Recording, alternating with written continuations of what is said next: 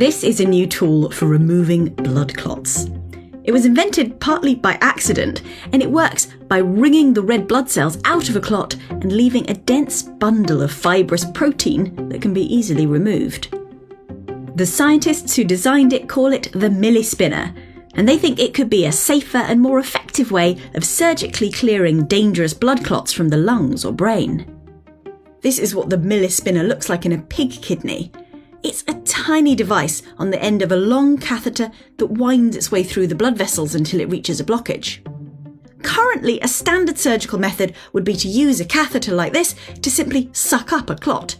But when you've got a big clot and a small catheter, this often doesn't work.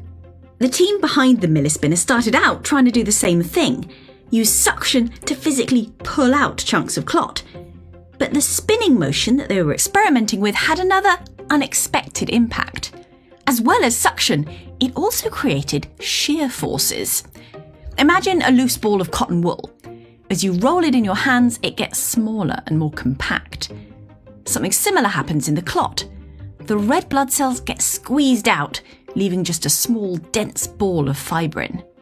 This is what the clot starts off looking like under a microscope, full of red blood cells. And here, afterwards, you can see the protein strands that are left. The team say this is a more effective way of getting rid of clots, particularly in cases like stroke, where a blood clot blocks a vessel in the brain and where other methods could cause bits of clot to break off and end up somewhere else.